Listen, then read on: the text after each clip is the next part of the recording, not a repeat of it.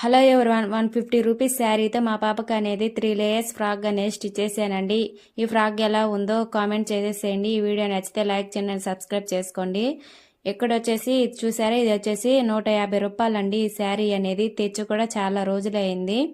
మా పాప వచ్చేసి అంటే గుచ్చుకునేటివి వేసుకోదండి. ఇలా మెత్తటి క్లాత్లు అయితేనే ఎంతసేపు వేసినా వేసుకొని ఉంటుంది.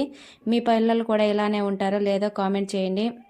ఇక్కడ 3 లేయర్స్ అంటే స్టెప్ బై స్టెప్ వచ్చేసి 3 లేయర్స్ అనమాట. ఒకటి పెద్దది, తర్వాత దానికన్నా కొంచెం చిన్నది, ఇంకా దానికన్నా ఇంకొంచెం చిన్నది అనమాట. అలా 3 లేయర్స్ గా కట్ చేసుకొని జిగ్జాగ్ చేసుకొని వేసుకుంటే లుక్ అనేది చాలా బాగుంటుందండి.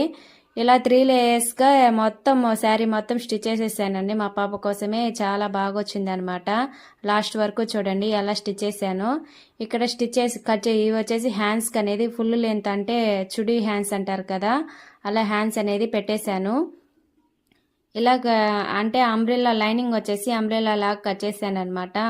గేరా ఎక్కువ వస్తుందని చెప్పి అంబ్రెల్లా పెట్టి కట్ చేసేసాను లైనింగ్. ఇగో 3 లేయర్స్ గా కట్ చేశాను కదా. దీన్ని వచ్చేసి ఈ లేయర్స్ అనేది ముందుగా 3 లేయర్స్ గా కట్ చేసుకున్న వాటిని వచ్చేసి ముందుగా మనం జిగ్జాగ్ చేసుకొని పక్కన పెట్టేసుకోవాలండి. అలా జిగ్జాగ్ చేసుకొని పక్కన పెట్టుకుంటే మనకి ఫినిషింగ్ అంటే పని అనేది తొందరగా అయిపోతుంది అనమాట, వెతుకులాడుకోకుండా.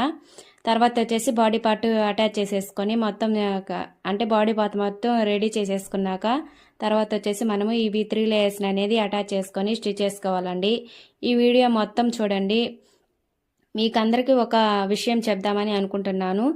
అంటే మన దగ్గర ఒక వ్యక్తి అంటే నార్మల్గా తను 3 ఇయర్స్ నుంచి మన దగ్గర చాలా డేస్ నుంచి మన దగ్గర స్టిచ్ చేయించుకునే వాళ్ళకి ఏదో అరాకొరా పోకుండా ఉంటుందండి. బ్లౌజ్ స్టిచ్ చేసినప్పుడు అరాకొరా పోయినందుకే ఇప్పుడు బ్లౌజ్ వేసుకొని మన దగ్గరే వేసుకొని మనకి చూపించాలి కదా, ఇక్కడ ఇలా బాగాలేదు ఇలా ఉంది అని చెప్పి మన దగ్గర చూపిస్తే అది ఒక విధంగా ఉంటుందండి.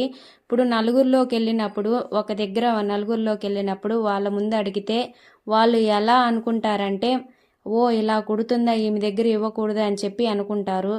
అంటే వచ్చే వాళ్ళను కూడా వెనక్కి వెళ్ళిపోతారనమాట. అలా చేశారంటే అలా జరిగిందండి నాకు.